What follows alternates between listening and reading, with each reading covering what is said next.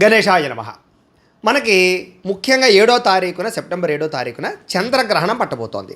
అయితే ఈ చంద్రగ్రహణం రోజున ముఖ్యంగా ఈ 4 రాశుల వారు, ముఖ్యంగా మేషరాశి వారు, కర్కాటక రాశి వారు, వృశ్చిక రాశి వారు, ధనుసు రాశి వారు కనుక నేను చెప్పినట్టు మీరు చేస్తే మీ జీవితం దశ తిరగబోతోంది, మీ జీవితం మారబోతోంది, మీకు పట్టిందల్లా బంగారం అవుతుంది, సకల ఐశ్వర్యాలు సకల భోగాలు అనుభవించగలుగుతారు. ఎందుకంటే గ్రహణ పుణ్యకాలము అన్నారు. ఈ గ్రహణాన్ని ఎవరైతే సద్వినియోగపరుచుకుంటారో వాళ్ళ జీవితాలు మారతాయి.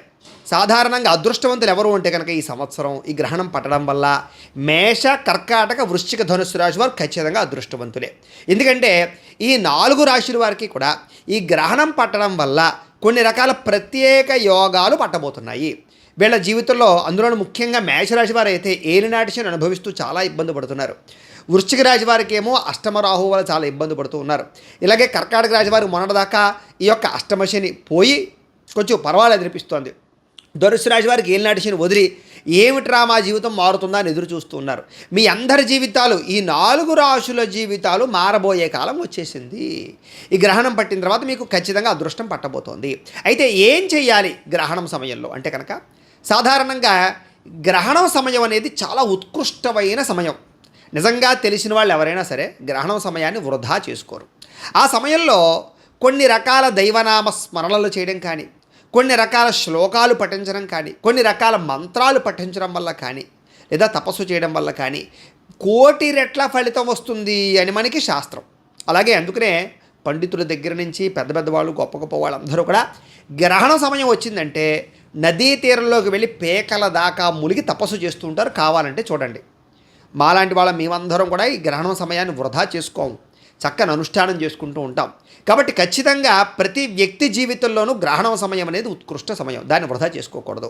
అందులో ఈ 4 రాశుల వారు ఆల్రెడీ ఉన్నటువంటి అవకాశాన్ని కనుక సద్వినియోగపరుచుకుంటే మీ జీవితం మారుతుంది. ఇప్పటిదాకా మీకు ఉన్నటువంటి దరిద్రాలన్నీ పోతాయి, ఎటువంటి సమస్య అయినా పోతుంది, ఎటువంటి కోరికైనా పోతుంది. ముఖ్యంగా ధనవృద్ధి కావాలనుకున్నట్లయితే కనుక ఆ రోజు రాత్రి ఏం చేయాలి అన్నట్లయితే కనుక, గ్రహణం రాత్రి 9:56 పడుతోంది. కాబట్టి ముందుగానే గ్రహణం పట్టే ముందరే మీరు స్నానం చేసేసి చక్కగా ఇంట్లో కూర్చుని, దేవుడి దగ్గర కూర్చుని చక్కగా మీరు ఏం చేస్తారంటే నదీ తీరంలోకి వెళ్ళి నదిలో పీకల దాకా మునిగి చేస్తే ఇంకా గొప్పది. కానీ ప్రస్తుత కాలంలో చెప్పలేకపోతున్నాం. కారణం ఏంటంటే నదుల్లోకి వెళ్ళి అక్కడ అక్కలేని పనులు చేసి, ఈతలు కొట్టి రకరకాలు చేసో, లేకపోతే అక్కడ అనవసరంగా ఈ మధ్యకాలంలో నదులు కూడా వరదలు వచ్చేసి రకరకాలు వచ్చేసి ఇబ్బందులు ఫేస్ చేసి ప్రమాదాలు జరుగుతున్నాయి. కాబట్టి దయించి మీ పరిస్థితిని బట్టి మాత్రమే చేసుకోండి. లేకపోతే తర్వాత పొద్దున ఏదైనా జరిగితే గురుగారు చెప్పారు నదిలోకి వెళ్ళి మా వాడు కొట్టుకుపోయాడు అంటారు. కాబట్టి నేను ఎవరిని ఫోర్స్ అయితే చేయడం లేదు.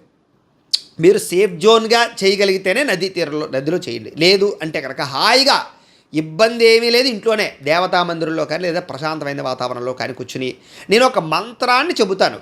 ఈ మంత్రాన్ని కుదిరినన్ని సార్లు చేయండి. ఏమిటంటే కనుక ఆ మంత్రం ఓం యక్షరాజాయ విద్మహే వైశ్రవణాయ ధీమహి తన్నో కుబేర ప్రచోదయాత్.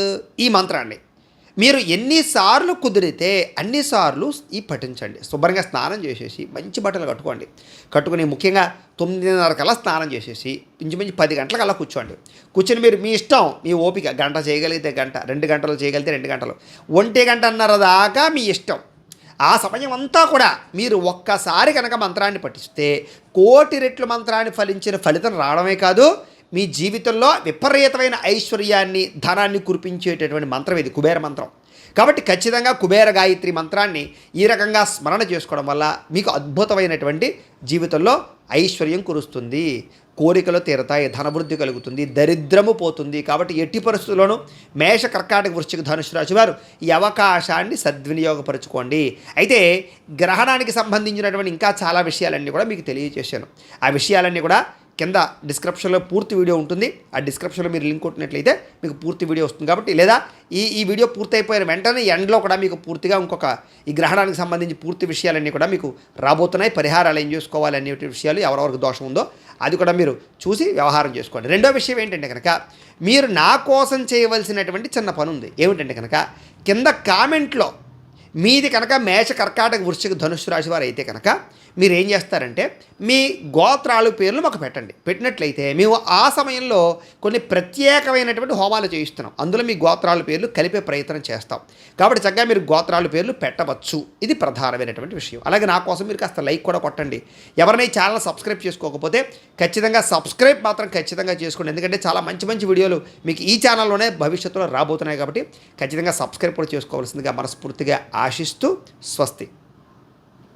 ఇంకా దీనికి సంబంధించినటువంటి పూర్తి విషయాలు కింద మీకు వీడియో లింక్ డిస్క్రిప్షన్లో ఉంది. మీకు ముఖ్యంగా ఈ యొక్క గ్రహణానికి సంబంధించినటువంటి విషయాలని, కాబట్టి దాన్ని క్లిక్ చేయవలసిందిగా కోరుతూ స్వస్తి.